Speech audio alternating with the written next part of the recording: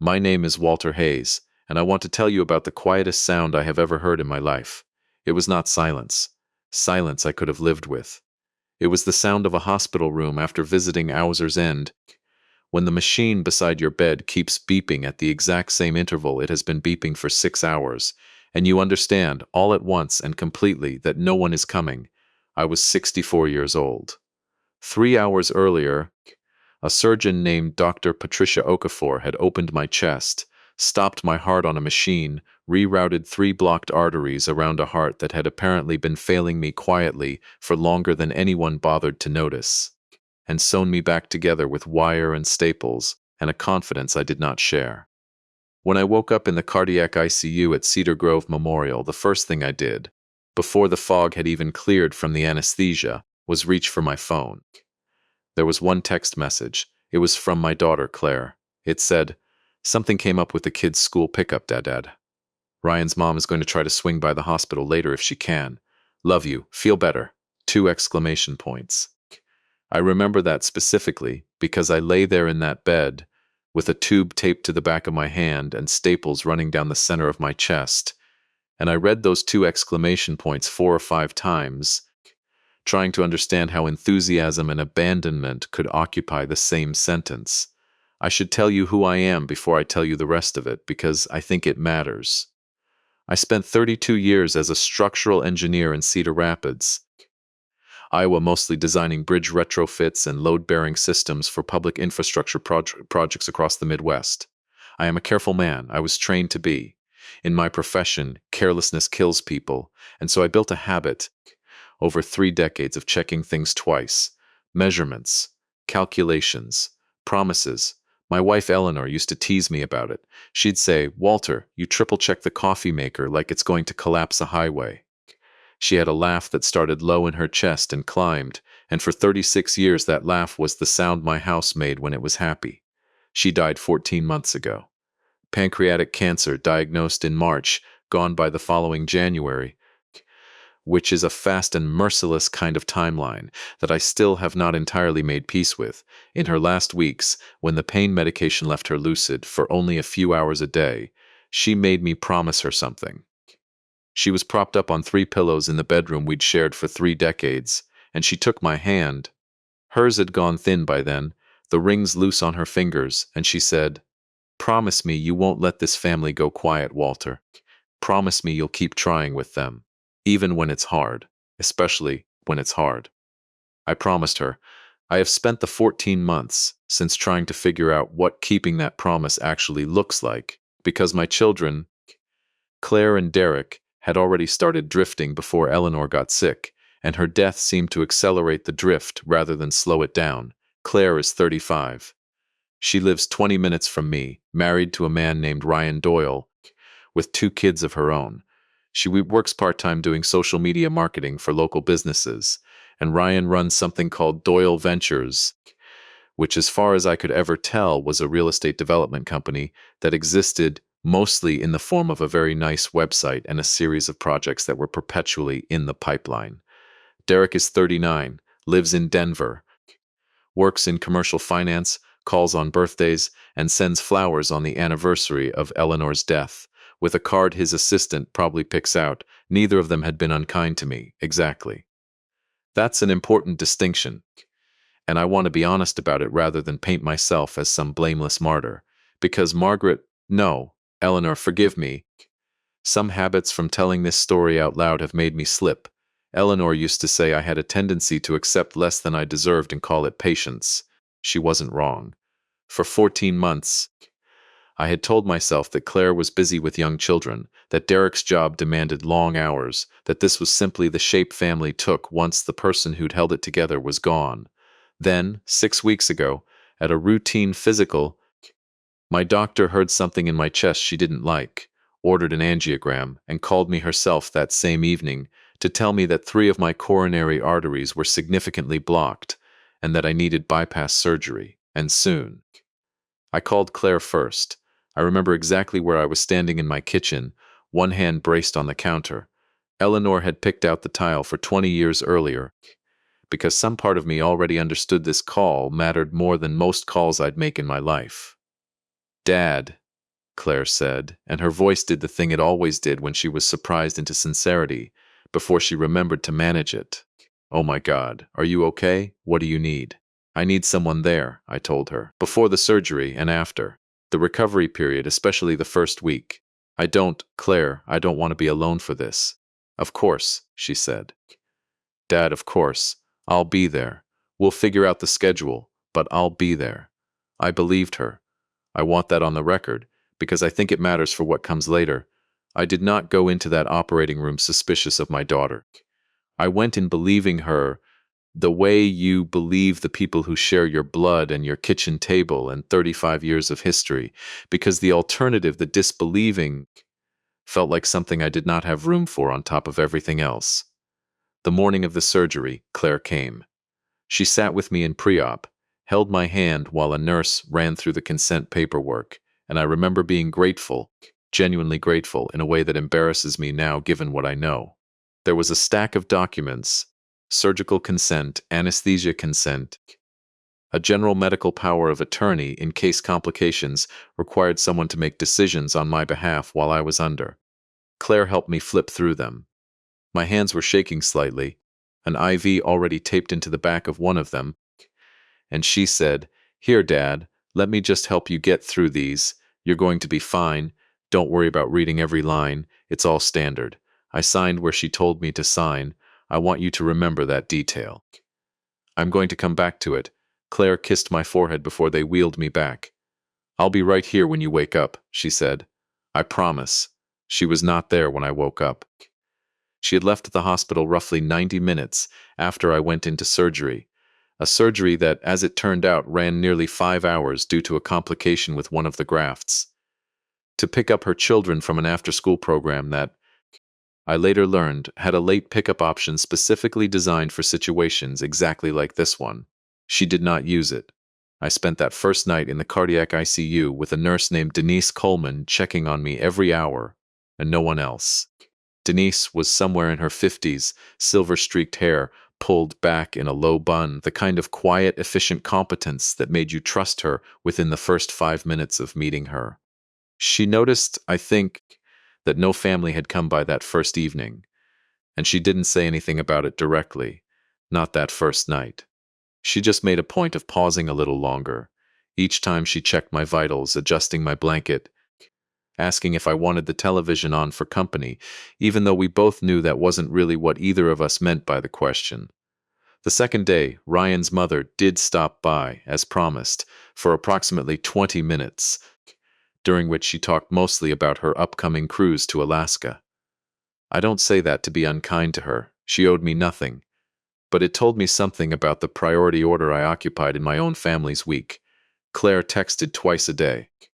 Cheerful, brief, exclamation-pointed messages that told me nothing and asked for nothing and required nothing of her beyond the 90 seconds it took to type them. Thinking of you, Dad. You're so strong. Soxo, by the third day, when the hospital discharged me, sooner than I would have liked, but my insurance and my own insistence that I didn't want to be a burden combined to push me out the door. There was no one to drive me home. I called Claire. It went to voicemail. I called Derek in Denver, mostly out of habit rather than expectation, and he answered from what sounded like an airport, told me he had a flight in 20 minutes, that he'd call me that evening, that he was so sorry he couldn't get out to Iowa this week, but that work had been absolutely brutal. I sat in the hospital lobby, in a wheelchair, because policy required I be wheeled to the exit, with a folder of discharge instructions in my lap and a chest full of wire and staples, and I called a rideshare. The driver's name was Marcus Webb. He was maybe 45, broad-shouldered, wore a Cedar Rapids Colonel's baseball cap, and when he pulled up and saw the wheelchair and the hospital gown peeking out from under my jacket, he got out of the car without being asked and came around to help me, moving slow and careful in a way that told me he'd done this before, for someone he loved probably, a parent or a grandparent. "You got somebody meeting you at home?" he asked, once I was settled in the back seat, wincing every time the seatbelt pressed against my chest. "No," I said, "it's just me." He looked at me in the rearview mirror for a second too long. "You want me to run in and check the thermostat set right before I go?" Sometimes these old houses run cold, and that's rough on a fresh chest. I told him he didn't need to do that. He did it anyway. He checked the thermostat, filled a glass of water, and set it on my nightstand, and wrote his cell number on the back of a receipt from his glove compartment before he left. You call me if you need a ride to a follow-up, you hear? Don't mess around calling some app driver who doesn't know your situation. You call me direct.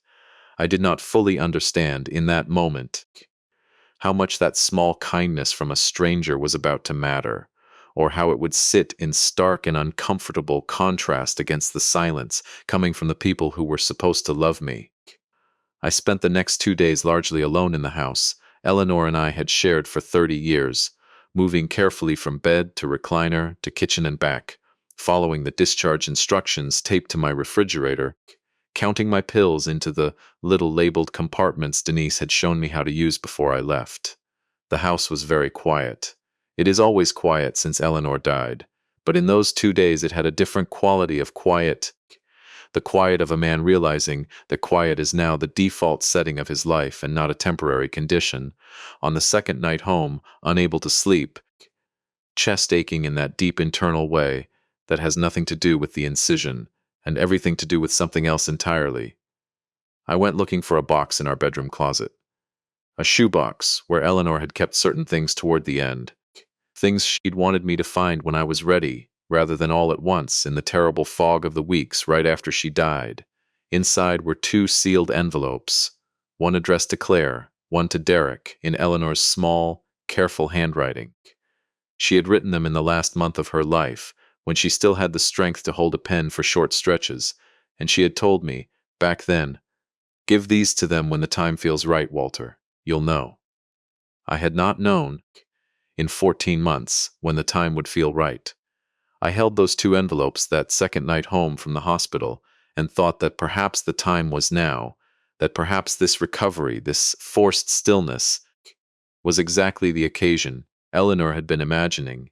Her children gathered close, helping their father heal, ready to receive whatever final words she'd left them. I set the envelopes on my nightstand. Beside the water glass Marcus Webb had filled for me, and I told myself that when Claire finally came, because surely she would come, surely this silence was temporary, I would give her the envelope meant for her.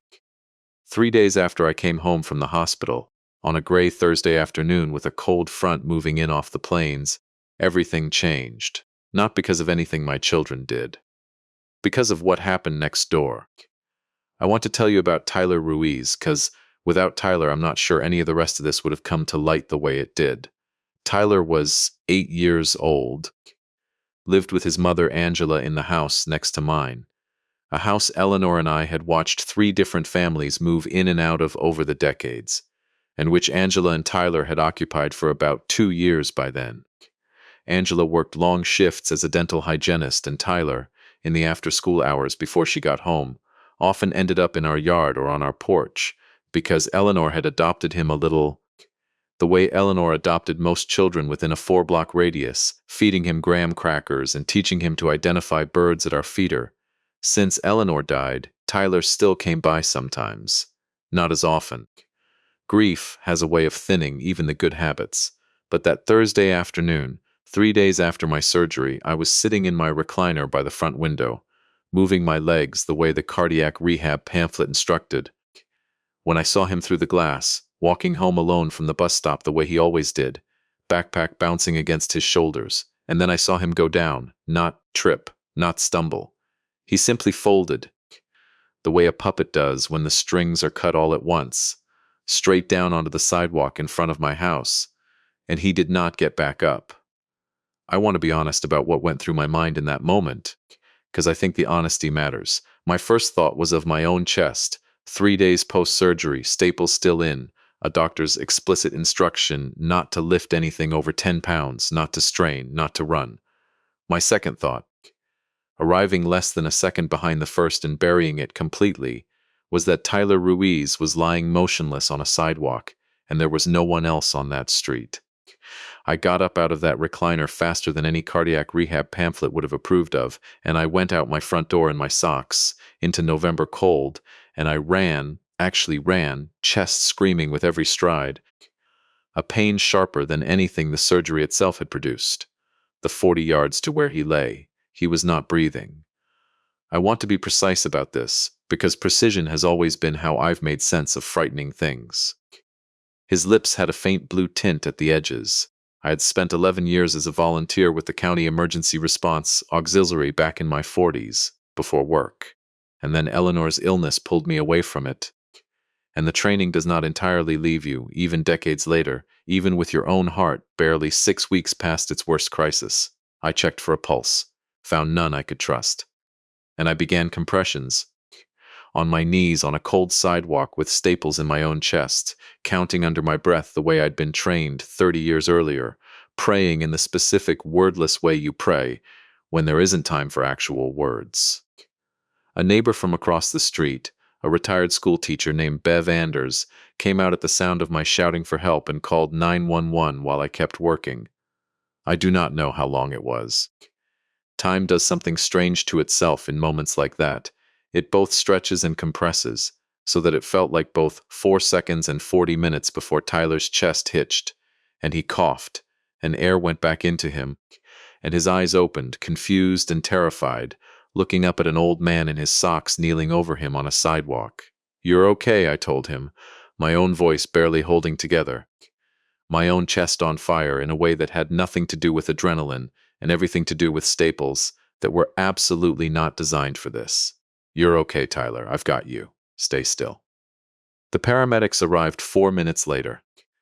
They would tell me afterward at the hospital that Tyler had an undiagnosed congenital heart arrhythmia, something that had likely been present his whole young life without anyone knowing, the kind of thing that shows up on no ordinary checkup until the one day it decides to stop a child's heart on a sidewalk in November. They would also tell me, with a mixture of professional astonishment and something closer to alarm, that I had performed those compressions with my own chest incision, barely 3 days closed, and that I needed to be seen immediately myself. I rode in the ambulance with Tyler because Angela was still 20 minutes away at work and someone needed to be there when he came fully around. And somewhere in that ambulance, with an EMT reopening the conversation about my own staples, which had in fact begun very slightly separating from the strain, a police scanner and then a local news radio frequency picked up the call. Cardiac arrest, minor, successful bystander, resuscitation. Bystander himself a recent cardiac surgery patient. By the time we reached Cedar Grove Memorial, the same hospital, I realized with a strange vertigo, where I'd had my own surgery 72 hours earlier, there was a local news van already pulling into the emergency bay. I did not know, lying on that gurney with my own reopened incision being redressed by a bewildered ER resident, that somewhere across town my daughter Claire was about to see my face on a phone screen for the first time in 3 days, and that the sight of it was going to set something in motion that neither of us could have predicted. I did not know that a man named Gerald Ruiz, Angela's father, Tyler's grandfather, and, as I would only later discover, the chairman of the Cedar Grove Memorial Hospital Foundation Board, was already being called on his way home from a business trip, being told that his grandson was alive because of a stranger who happened to live next door. And I certainly did not know that in the 3 days I had spent recovering alone, with no one from my family checking on more than my mood via text message, someone had been quietly moving money out of the retirement account Eleanor and I had spent 30 years building, money that had, until 6 weeks ago, existed as a comfortable and untouched cushion, a fund I had never once needed to look at closely, because I had never once needed a reason to doubt the people I'd given access to it. That reason was coming. It was 3 days away, and it was going to arrive wearing my daughter's voice, begging for my help. Denise Coleman was the one who found me in the ER that afternoon, still lying on a gurney with a fresh line of surgical glue, holding my reopened incision together.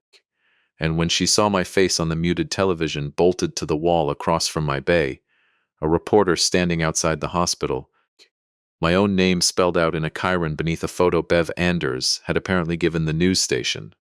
She didn't say anything at first. She just crossed her arms and looked at the screen and then at me with an expression I couldn't quite read. You're the recovering bypass patient who did compressions on a child, she said finally. It wasn't a question. Seemed like the thing to do, I said, which came out smaller than I meant it to, because my chest hurt in a way that made bravado difficult to sustain. Mr. Hayes. She sat down on the rolling stool beside my gurney, which nurses only do when they intend to say something that requires eye contact. I need to ask you something, and it's not really my business, but I've been on this floor for 11 years, and I've learned to trust my instincts about families. Has anyone from your family called you since you left the hospital 3 days ago? I told her about the texts, the 2 exclamation points, the mother-in-law's 20-minute visit, Marcus Webb and his rideshare kindness, which had done more for me in 10 minutes than my own children had done in 3 days. Denise's jaw did something small and tight. I was on shift the morning of your surgery, she said. I remember your daughter. I remember she helped you sign the consent paperwork before you went back. She paused, and something in that pause made the hair on my arms rise, though I couldn't have told you why yet. There was a lot of paperwork that morning. More than usual, actually, for a standard cardiac procedure. What do you mean, more than usual? I mean, Denise said carefully, that in addition to the surgical consent and the anesthesia consent, there was a durable power of attorney form and what looked like a financial authorization document. That's not typical for a bypass. Usually it's just the medical POA in case something happens on the table. I remember thinking it was odd, but you were anxious, your daughter was helping you through it fast, and it wasn't my place to interfere with a family handling their own paperwork. I lay very still on that gurney. Structural engineering teaches you that catastrophic failures rarely come from one bad decision. They come from a series of small, individually forgivable oversights that stack, quietly, until the load exceeds what the structure was ever designed to bear. I felt, in that moment, the first cold suspicion that something in my life had been quietly overstacked, and that I had signed my name to it without reading closely, because my daughter had told me it was all standard. I want to see those documents, I said. That's between you and your bank and your lawyer, Denise said gently. But Mr. Hayes, if I were you, I'd want to see them too. They kept me overnight for observation, monitoring the reopened incision and running an EKG to make sure the compressions and the sprint across my yard hadn't done any deeper damage. Gerald Ruiz came to see me that evening. I want to describe him honestly. A tall man in his late 60s, silver hair, the kind of unhurried gravity that comes from days of being the person other people wait to hear speak. He walked into my room still in a travel suit, having apparently come straight from the airport, and he stood at the foot of my bed for a long moment before he spoke. Mr. Hayes, he said, you don't know me. My name is Gerald Ruiz. Angela is my daughter. Tyler is my grandson. Is he? He's stable, alert, scared but alert. The cardiologist says the arrhythmia is treatable now that they know it's there. They're implanting a small device next week that should prevent this from ever happening again. His voice, which had been admirably steady through all of that, caught slightly on the next part. None of that matters if his heart had stopped for 4 more minutes on that sidewalk. The paramedics were very clear about that. 4 more minutes. Mr. Hayes, I didn't know what to say to that, so I said the true thing. I just did what anyone would have done. No, Gerald said, and there was something almost fierce in the correction. You did what almost no one would have done. You had major heart surgery 72 hours ago. You ran outside in your socks with your own chest barely closed, and you gave my grandson chest compressions until paramedics arrived, and you reopened your own incision doing it. I've spent 40 years in business, Mr. Hayes, learning to recognize when someone is telling me the polished version of events and when they're telling me the true one. What you did was not what anyone would have done. I intend to make sure people know that. I told him I didn't need recognition. I meant it, mostly, though I understand now, looking back, that some small, unacknowledged part of me, the part that had spent 3 days waiting for a phone that didn't ring, might have wanted exactly that, might have wanted someone, anyone, to look at me and say clearly that what I'd done mattered. Gerald mentioned, almost as an aside on his way out, that the Hospital Foundation was hosting its annual gala in 11 days. a black tie fundraiser for the cardiac care wing, the very department that had operated on both me and now would soon operate on Tyler. He said he intended to say a few words about what had happened. I told him that was his event to run as he saw fit, and I did not think much more about it that night, because my mind had already returned, with the persistent gravity of a stone rolling downhill, to what Denise had told me about the paperwork. I was discharged the following morning with strict instructions to rest, to allow the reopened incision to heal properly this time, and to call my cardiologist immediately if I felt any chest tightness beyond normal surgical discomfort. Marcus Webb drove me home again. I had called him directly this time, the way he'd told me to, and when he pulled up to my house, there was a car already in my driveway, Claire's car. She was standing on my front porch when I got out of Marcus's sedan, and the sight of her hit me with a complicated wave of feeling I still find difficult to fully untangle.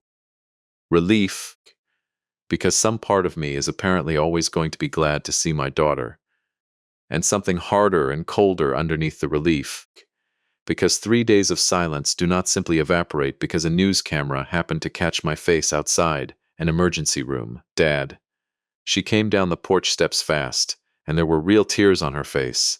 I want to be fair about that. I believe those tears were real. Oh my God, Dad, I saw the news. I've been trying to call you all morning. Why didn't anyone tell me you were back in the hospital? I was reachable the entire time, Claire, I said, and I heard my own voice come out flatter and more tired than I intended. I was reachable 3 days ago, too. Something flickered across her face, not quite guilt, more like the recalibration of someone realizing a conversation was not going to go the direction she'd planned for it.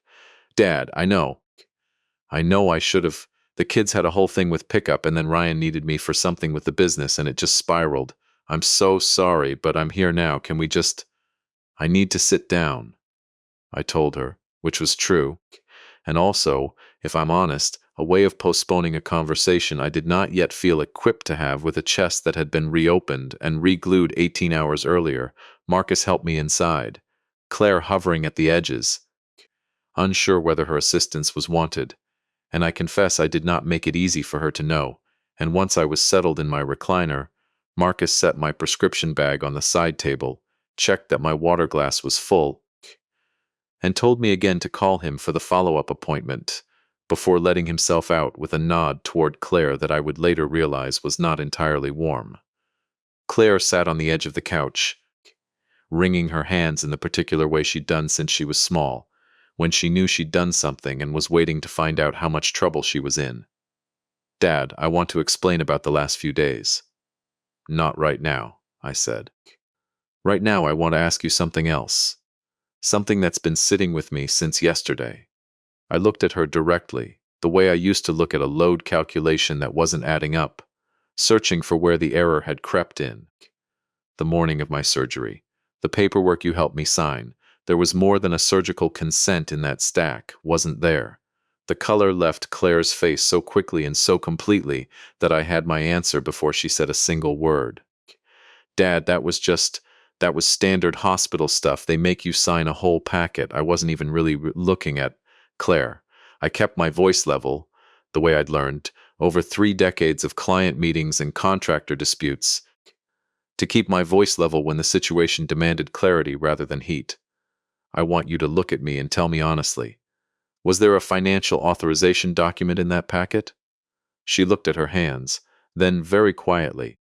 Ryan said it would just be easier, for emergencies. In case something happened to you during the surgery and someone needed to access funds fast for medical bills, or, Dad, it wasn't supposed to be a big thing. It was supposed to be a safety net, that's all Ryan said it was. What is Doyle Ventures currently working on, Claire?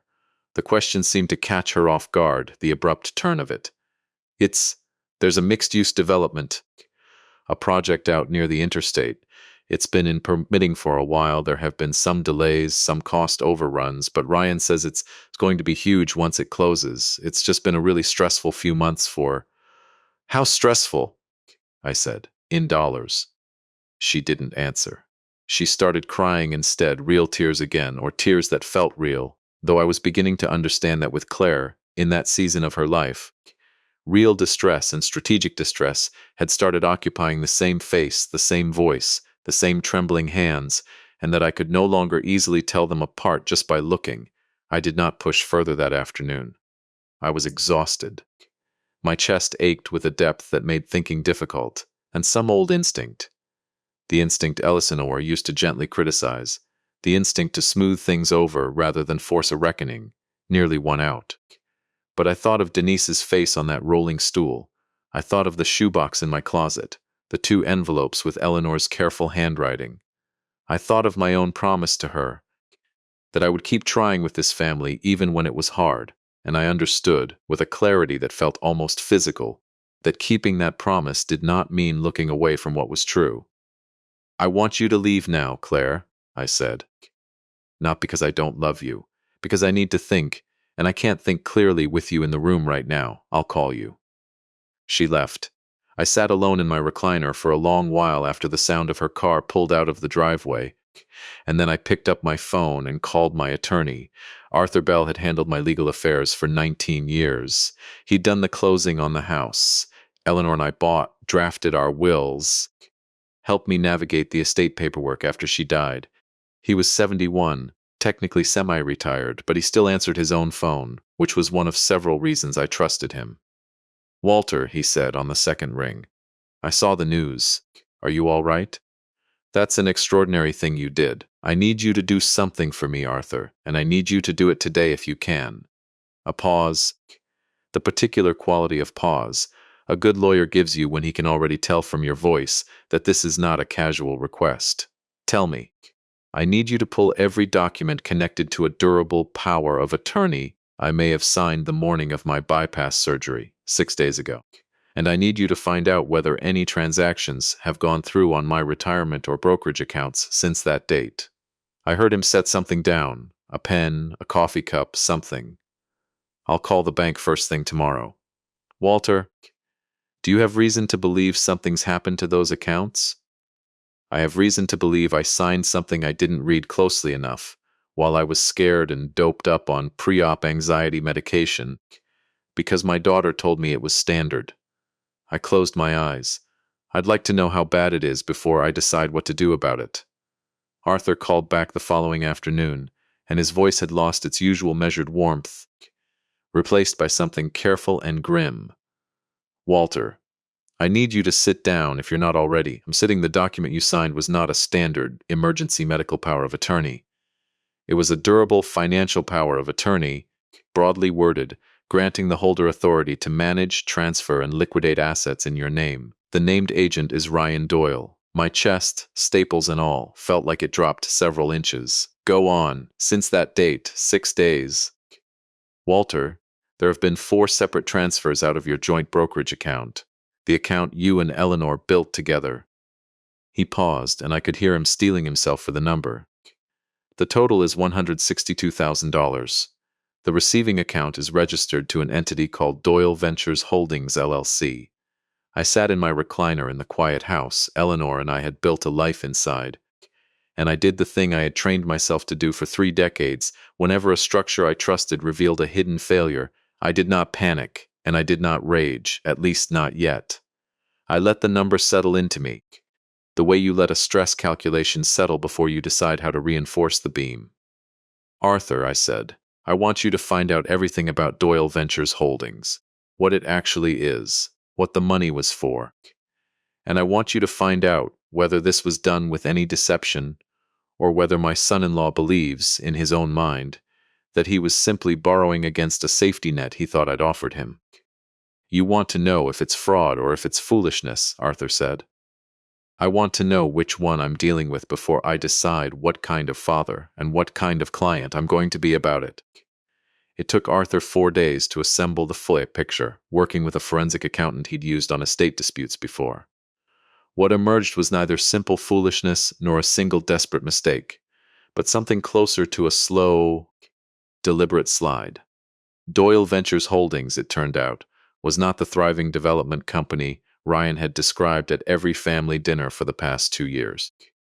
The interstate mixed-use project had lost its primary investor 8 months earlier, a fact Ryan had never mentioned to Claire, let alone to me, and Ryan had been quietly using increasingly aggressive means to keep the project's remaining costs covered, hoping, as people in that position often do, that one more infusion of capital would be the one that finally turned things around. The power of attorney had not been an accident, or a single moment of panic that morning in pre-op. Arthur found an email, subpoenaed later through the civil discovery process, in which Ryan had written to Claire 3 weeks before my surgery. If your dad's already signing a stack of hospital forms that morning, nobody's going to blink at one more page. He trusts you completely. This solves everything. I want to sit with that sentence for a moment, because I think it is the truest and ugliest thing in this entire story. He trusts you completely. My daughter's husband had identified my trust in my own child as a vulnerability to be exploited. At the exact moment I was most frightened and most physically compromised.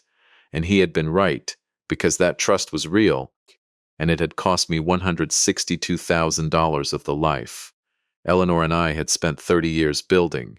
I called Claire that evening, and I asked her directly whether she had known about the email, about the plan. Before that morning in pre-op, there was a long silence on the line, long enough that I understood the answer before she gave it. I didn't know the full extent, she said finally, her voice small. I knew Ryan wanted the POA as a backup. I didn't know he'd already, Dad. I swear I didn't know he'd already started moving money before I even brought you the paperwork.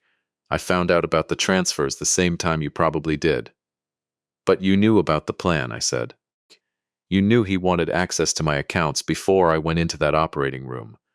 And you handed me that stack of papers anyway, and told me it was all standard, and told me not to worry about reading every line. She was crying again. I no longer had the energy to sort out how much of it was real. I need some time, Claire, I told her. I love you. That has not changed, and it is not going to change. But I need some time, and I need you to understand that whatever happens next is not going to be something I decide quickly, out of anger, in a phone call at 9 o'clock at night. I hung up before she could answer, which was not something I had ever done to my daughter in 35 years, and I sat in my quiet house with the shoebox from the closet now open on the coffee table in front of me, the 2 envelopes in Eleanor's handwriting resting side by side, and I thought about what it meant to keep a promise to a woman who was no longer there to tell me whether I was keeping it well. The gala was 6 days away. Gerald Ruiz called twice that week to confirm details, to ask if I'd be willing to say a few words about Tyler, about what had happened on that sidewalk. I told him I would think about it. What I did not tell him, because I had not yet decided it myself, was that I was beginning to understand the gala might become something other than a simple night of gratitude, that it might become the room in which the full shape of the last 2 weeks would finally have to be spoken aloud, in front of the people who most needed to hear it. 3 days before the gala, on a Tuesday evening, my phone rang. It was Claire. I almost didn't answer. I want to be honest about that. Something in me, 64 years old and freshly reminded of exactly how much trust had cost me, hesitated over the green button for 2 full rings before I finally pressed it. Dad. Her voice was wrecked, thick with crying that had clearly been going on for some time before she'd worked up the nerve to call. Dad, I need your help, please. I don't know who else to call. I closed my eyes, sitting alone in my recliner in the house where I had raised her, and I asked her, as calmly as I could manage, to tell me what had happened. Claire's story came out in pieces, punctuated by long stretches of crying she couldn't fully control. 2 hours earlier, a process server had arrived at her house and handed Ryan a civil complaint. Arthur Bell had filed it that morning, after 4 days of documentation, seeking recovery of the full $162,000 plus damages on the grounds of financial exploitation of a vulnerable adult following a medical procedure. Iowa, like most states, takes a particular view of fraud committed against a patient in the immediate window around major surgery, and Arthur had built the filing to make that view impossible to ignore. Within an hour of the papers being served, Ryan's primary lender on the interstate project, a regional bank that had already been nervous about the missing investor, had called the loan. Doyle Ventures Holdings, it turned out, had been more fragile than even Ryan had let himself believe, propped up for months by exactly the kind of quiet, undocumented cash infusions he'd been pulling from my account. And the moment a civil fraud complaint became a matter of public record, the whole structure did what poorly reinforced structures do. It came down all at once. "Dad, we're going to lose the house," Claire said, her voice breaking apart on the word house. "The kids don't know anything yet. I don't know what to tell them. Ryan's not even answering my calls. He just left. He said he needed to go talk to a lawyer, and he hasn't come back, and it's been 3 hours." I sat with the phone against my ear and felt something strange happen inside my chest. Something that had nothing to do with staples or grafts. It was not satisfaction. I want to be very clear about that because I know some people listening to this expect that moment to feel like vindication, like the neat closing of a circle. It did not feel like that. It felt like watching a bridge I had once helped design begin to fail under a load it was never built to carry, knowing the failure was inevitable, and grieving it anyway, because grief does not check whether the collapse was deserved before it arrives. "Claire," I said, "I am not going to pretend the last 2 weeks didn't happen. I am not going to pretend I don't know what your husband did, or that you didn't know enough about the plan to hand me that paperwork and tell me not to worry about it. Those things are real, and there will be consequences for them, some of which are already underway, and some of which I have not yet decided." "I know," she whispered, "but you are still my daughter, and your children are still my grandchildren, and they did not choose any of this. So tell me what you actually need right now, tonight, and I will tell you honestly whether I can give it to you." There was a long silence, and then she said, in a voice smaller than any I'd heard from her since she was a girl, "I don't know how to tell the kids we might have to move. I don't know how to tell them anything. I don't know how to be the person who has to hold this together when I'm the one who helped break it. I want to tell you that I had some perfect wisdom to offer her in that moment, some engineer's precision that made the next steps clear. I did not. What I told her was simpler than that. I told her to bring the children to my house that night, all 3 of them, because a house that had been too quiet for 14 months could stand to be loud for one evening, and that we would figure out the rest of it slowly, the way you repair a structure, one honest assessment at a time. Not with panic, and not alone. She came. The kids fell asleep on my living room floor in front of a movie they'd had seen a dozen times, and Claire sat across from me at the kitchen table Eleanor had chosen the tile for, and for the first time in longer than I could clearly remember, we talked. Not managed conversation, not the careful surface-level exchanges we'd been having for over a year, but an actual difficult reckoning about Eleanor's death, about how much Claire had leaned on Ryan to handle things she felt too overwhelmed to face herself, about how easy it had become, in the fog of her own grief and her own young family's chaos, to let her father become someone she managed rather than someone she showed up for. "I'm not asking you to fix this for me," she said, near midnight, when the kids were long asleep, and we were both nursing cold cups of tea neither of us particularly wanted. "I know I don't get to ask that. I don't want to lose you too, Dad. Not on top of everything else. You haven't lost me," I told her. "But Claire, you nearly did, and I need you to understand why. Because if you don't understand why, we're going to end up right back here in another 2 years, with a different crisis and the same silence in between." I reached across the table and took her hand, the way Eleanor used to take mine. "Your mother made me promise, before she died, that I would keep trying with this family. I intend to keep that promise. But a promise like that only works if it goes both directions." The gala was 3 nights later. Cedar Grove Memorial's ballroom had been transformed for the occasion. Round tables draped in white. A stage at the front beneath a banner reading Hearts of Cedar Grove. An evening for the cardiac care wing. 400 guests in formal wear.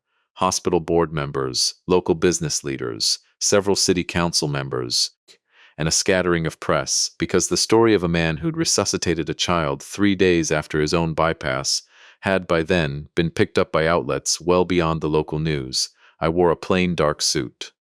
Eleanor had picked out my last formal suit for our 30th anniversary dinner 6 years earlier, and I chose that one deliberately, the way I'd chosen weeks earlier, to keep her name in every conversation about this story rather than let it become only mine.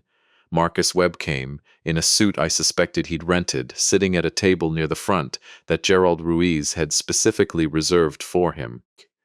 Denise Coleman came too, off duty for the first time in what she told me was 3 weeks, and I watched the two of them find each other in the crowd before the program began, comparing notes, it seemed, on the strange gravity that had pulled them both into my story. Claire and Derek sat at my table. Derek had flown in the day before, his first visit to Iowa in 9 months, and I had not yet decided how much of the financial situation I was going to discuss with him that evening, though Claire had told him most of it herself. On a long phone call 2 nights earlier, her voice steady in a way I hadn't heard from her in a long time, Gerald Ruiz took the stage first. He spoke about the hospital's cardiac program, about the funds the gala would raise, and then, his voice thickening slightly, about his grandson. 11 days ago, he said, my daughter's son collapsed on a sidewalk in this city, and by every reasonable measure of medical probability, he should not be alive tonight. He is alive because a man who had undergone major heart surgery 72 hours earlier ran outside in his socks and gave Tyler compressions with his own chest barely closed. He paused, letting the room absorb that.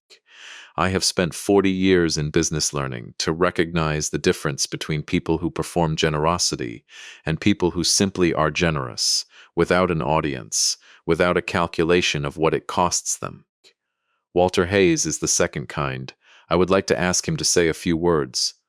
I walked to that stage with my chest still tender beneath my suit jacket, and I looked out at 400 faces, and I thought about the last 2 weeks, the silence after my surgery, the 2 exclamation points, the sidewalk, the Staples reopening, Denise's careful pause on that rolling stool, the shoebox in my closet, Ryan Doyle's email about trust being a vulnerability to exploit, Claire crying at my kitchen table at midnight, and I understood that I had a choice to make about what kind of story I was going to tell this room. Thank you, Gerald, I said. I want to talk about Tyler for a moment, and then I want to talk about something else, because I think they're connected in a way that might be useful to some of you. I told them about the sidewalk, briefly, without embellishment, because the truth of it needed no embellishment. Then I told them about my wife, Eleanor, and the promise I'd made her before she died, that I would not let this family go quiet, that I would keep trying, even when it was hard. I want to be honest with you tonight, I said, because I think honesty is the only kind of gratitude that actually means anything. 2 weeks ago, I went into surgery believing my family would be there for my recovery. They were not, for reasons that had nothing to do with love running out, and everything to do with how easily love can get crowded out by other things. Busyness, fear, financial pressure, the belief that there will always be more time later. I paused, feeling the room's attention sharpen. During that same window, while I was recovering alone, someone I trusted completely used that trust to move a significant amount of money out of accounts. My late wife, and I spent 30 years building. I am not going to name names in this room tonight, because that is not the purpose of this evening, and because that particular reckoning is already underway through the appropriate channels. But I want to say this plainly.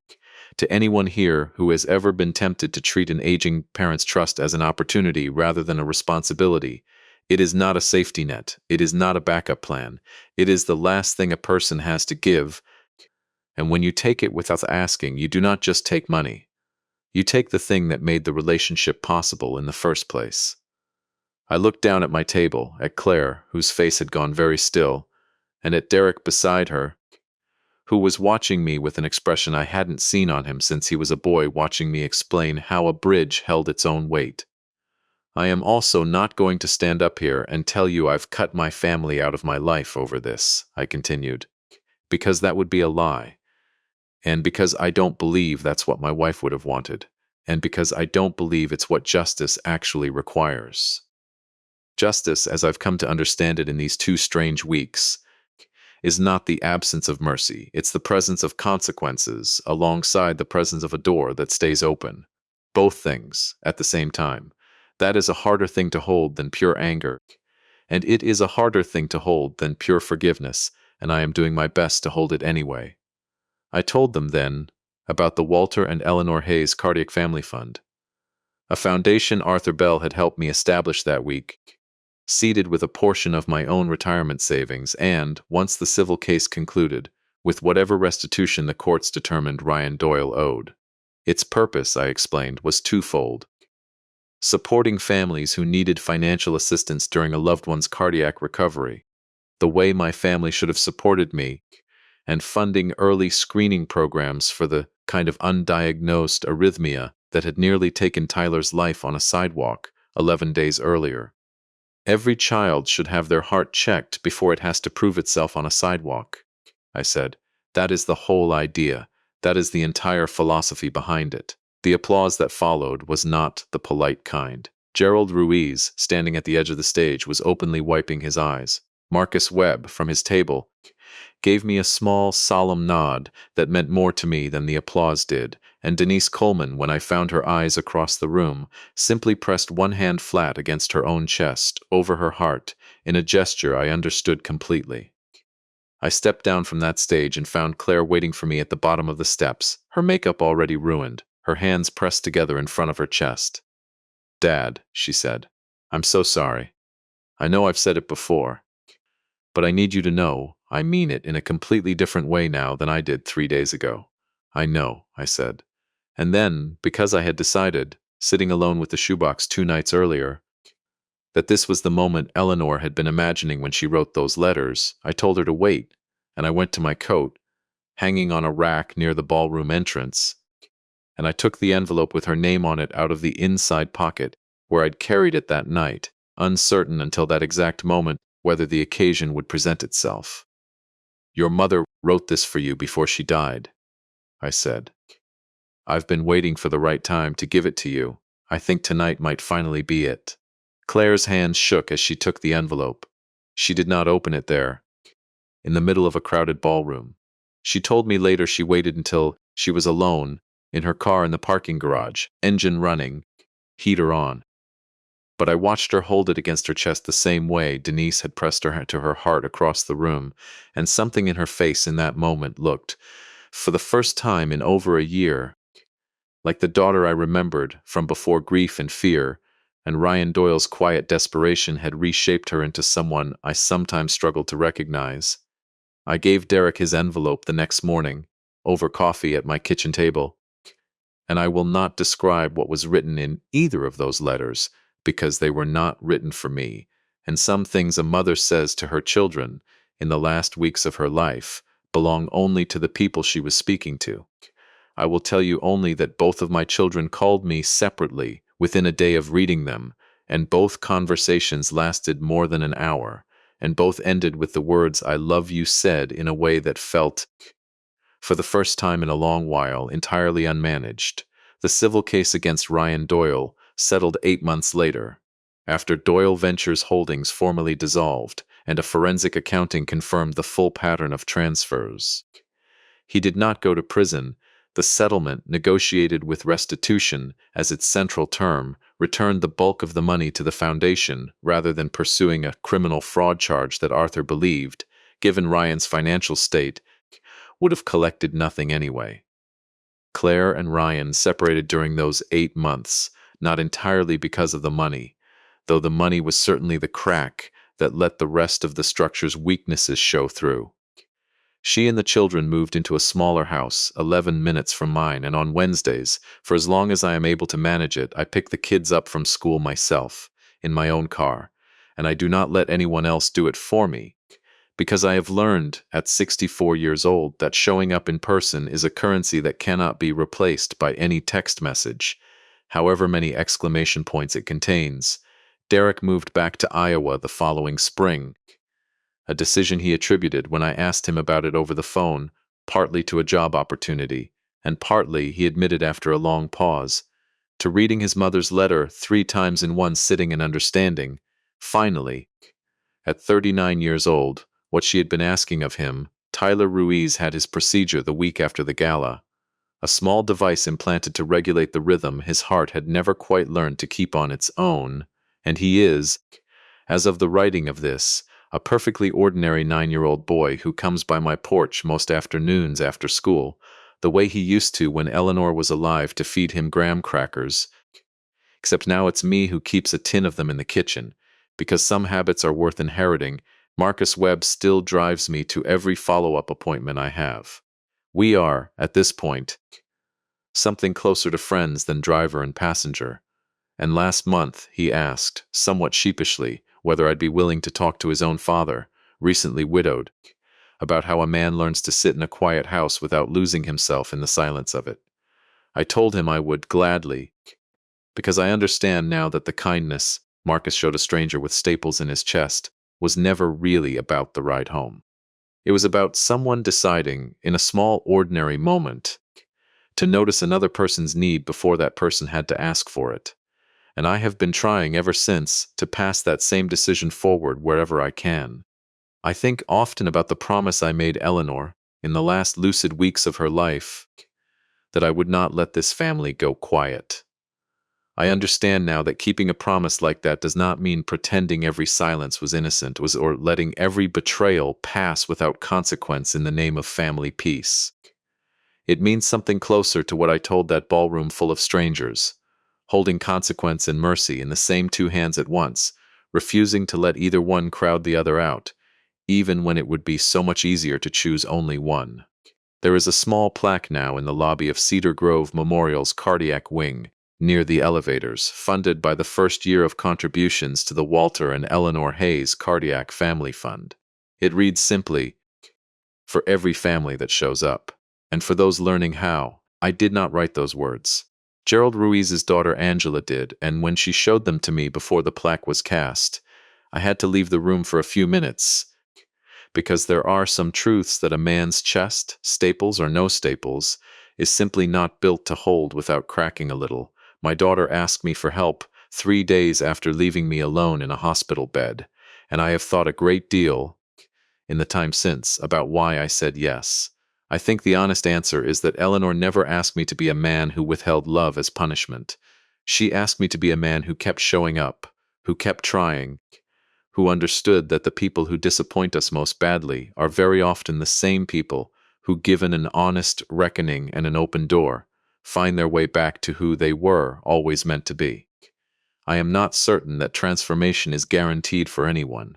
I only know that I intend to keep the door open long enough to find out, one Wednesday afternoon at a time.